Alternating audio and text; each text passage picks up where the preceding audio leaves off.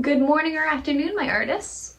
Let's talk about stained glass. Obviously, most of us do not have the capacity and the supplies to make stained glass at home. So what I've done is I figured out a way to use cardboard, glue, foil, and some markers to use a stained glass effect. So what you're going to be making today are these beautiful things. With a little bit of patience with drying time, glue.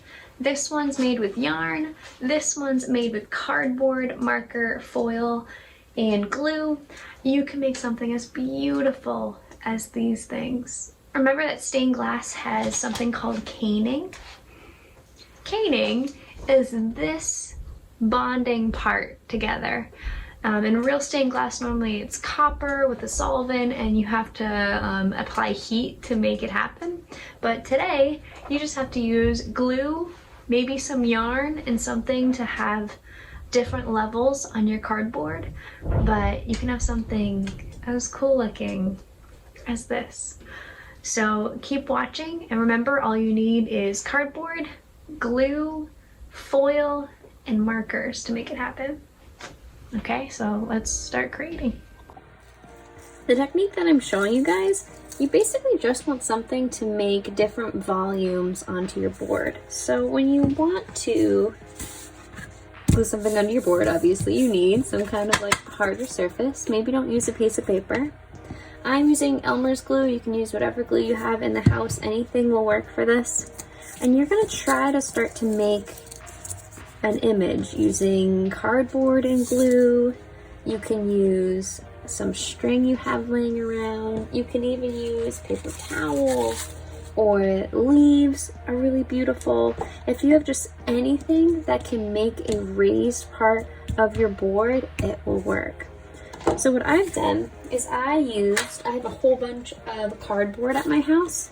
So I made kind of like a little statue, a little sculpture, and what I'm going to do is I'm just going to glue this down onto my board.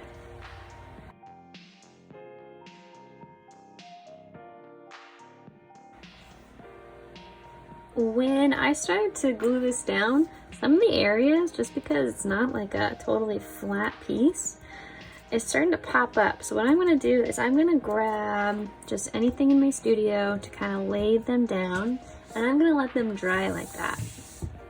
I also went ahead and glued down some yarn into this like cactus pattern. I kind of like cactuses. I hope y'all know that by now. What I'm going to do is I'm going to let this completely chill out, totally and completely dry until I can't move around any of these things. Then I'm going to add my tinfoil on top with a little bit of watered down adhesive. I'm going to show you how to burnish that out so we can actually see all of our beautiful little details. But first I have to let these completely dry. This one, it's really dry. It took quite a while. It's a few hours later. This one's still going. Keep doing you, ma'am. What I did is I just added a little bit of water to my glue. You can do this in a container, or you can just put glue right in your glue bottle and shake it up. Now what I'm going to do is I'm going to put glue all over my design. I want it to get nice and tacky. Tacky means it feels sticky once you feel it. So I'm going to just spread this around. You can use a paintbrush, you can use your finger, you can use a Q-tip, tissue, whatever you have laying around. Who knows what you have laying around these days, right? And I'm just going to start getting my entire surface super sticky with glue. So this might take maybe like 5 or 6 minutes to get tacky and to get that sticky. If you have adhesive at home, spray adhesive, that works really well, but I've noticed that this works totally fine. So I'm gonna continue doing this, let it get nice and tacky, and I'll show you the next step.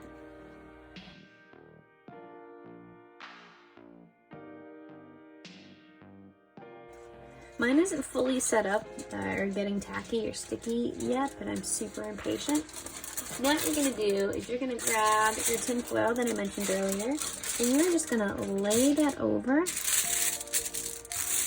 your design.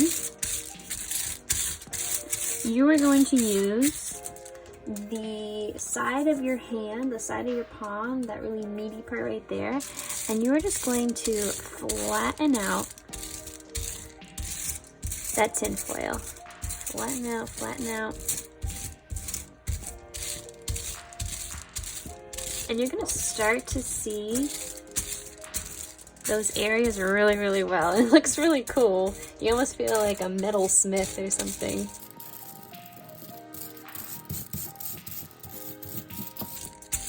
And you're going to start to see the areas that you can apply that glue to, or just get to color it in. And it almost looks like you made this out of stained glass. It's something called caning in stained glass. Alright, I'm going to keep burnishing. I'll see you when this is completely dry underneath and completely burnished out. Okay, I have pushed a whole bunch. Unfortunately, you kind of can't see it on camera, but you can see all my lines are really pushed out. Awesome. Now what I'm going to do is just along the outside of my design, I'm just going to cut off. Maybe I can use the rest of this tin foil in another stained glass craft or something else. Maybe a sculpture or something. And then, to make sure that they lie really nice and straight, I'm just going to cut right at the corners of my design.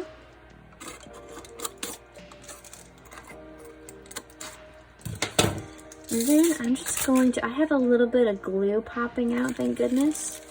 I'm just going to flatten those out. And since I cut the corners, they're going to flatten out really nice and flat.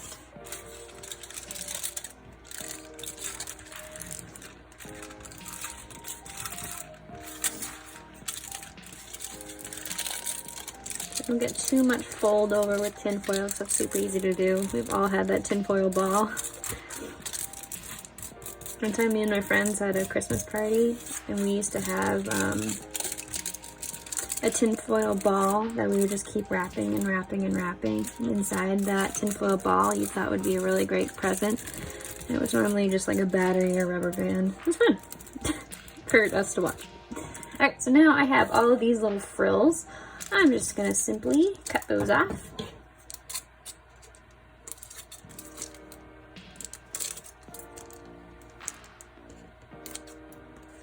And again, I'm going to let this dry for a little bit. I'm probably going to have it dry down with something pressing on top of it so it stays nice and flat. So I'll see you after this dries. Maybe in the meantime, I'll start burnishing this guy. With this little guy, he has a lot of really, he has a gender. This little thing, there we go, that's better. Has a whole bunch of little tiny details, right? You can kind of see all these points. You can see how it has recesses, it has holes, it has negative space, a whole bunch. So what I'm gonna do is I'm gonna use straight up glue. I'm gonna do the same exact technique, just glue the entire thing. But then when I start burnishing, I'm gonna use this little makeup sponge. You can use a Q-tip, whatever you have. And I'm gonna start pushing in all those grooves, okay? So I'm gonna go ahead and do that.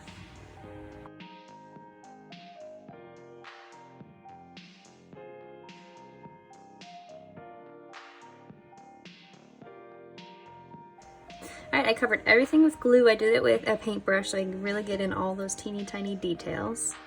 And now what I'm gonna do is I'm gonna lay over the tin foil and I'm just gonna buff into all my little negative spaces, all the little holes. Remember, if you do this with cardboard, you don't have to be too careful. This is not going to slide around because you've had enough dry time. So I'm going to start buffing out those details.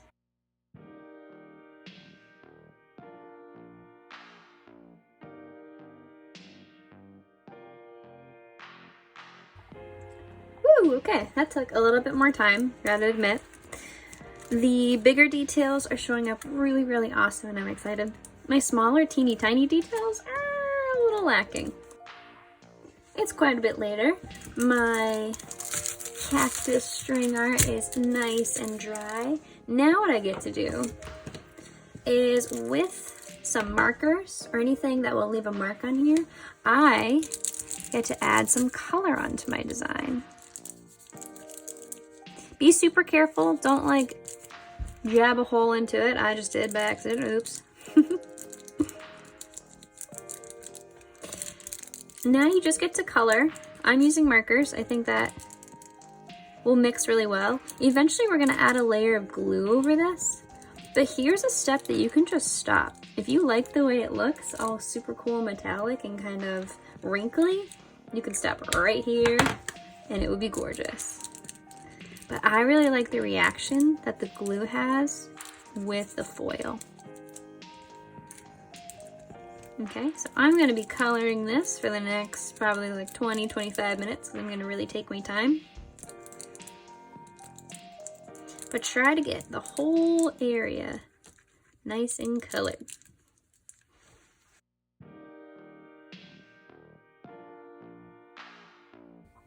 Now that I've completely colored my drawing, I've actually left the background really nice and metallic, so I'm really excited at how that's gonna come out. You could end right here. If you don't want your colors to mix and be super fluid, you could also just use Sharpie for all these things if you have colored Sharpies. If not, be careful not to touch this. Some of these markers can probably be a little bit wet to the touch, if you can see that.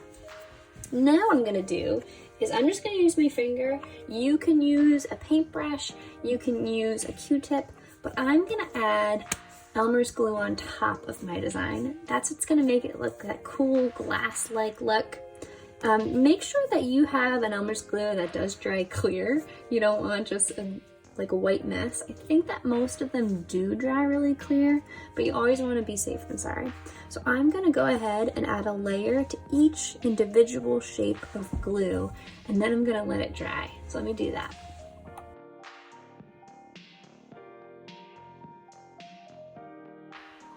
Using my finger just then did not work to my favor, but I have added glue to all of my sections except the middle.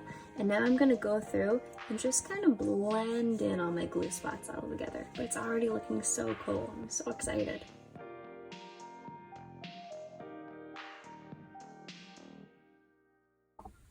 Y'all, I cannot believe how much this is actually looking like glass. It's so cool. I'm really excited to see what it looks like when it's completely dry, but I'm gonna start to add my glue in little amounts and starting to blend it in the middle.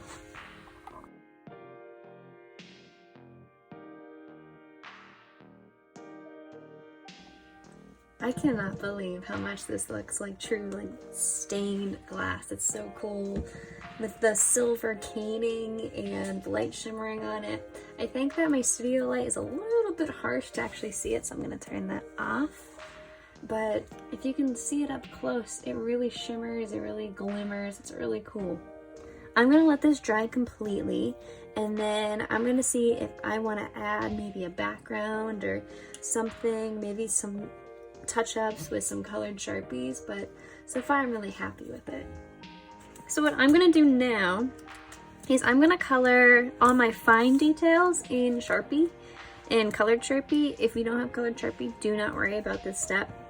And I'm gonna color the bigger details with my water-soluble markers. Those are just water markers that you can kind of mush around with water. And I'm gonna just color this whole thing just like I did with my yarn drawing.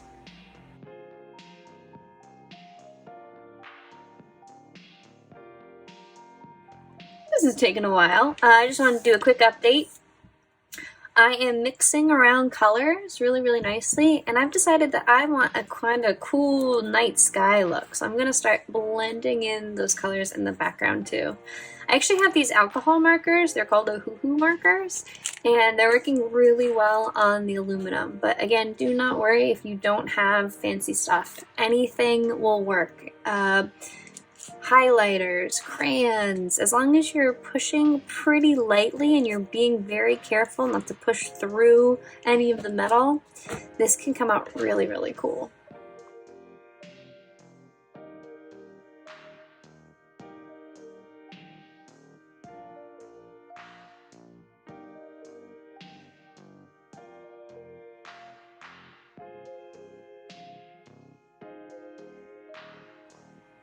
Here we are at one of the final steps. Now I'm going to add just some details. The marker that I use isn't transferring, really. So I'm just gonna use the glue technique just on like sunken in areas where I kind of want it to look more like glass. So I've added a little bit of water to my glue just to make it a little bit easier to apply, and I'm going to be applying this with a paintbrush. So here's hoping I don't go out of the lines or anything. Alright, let's try this.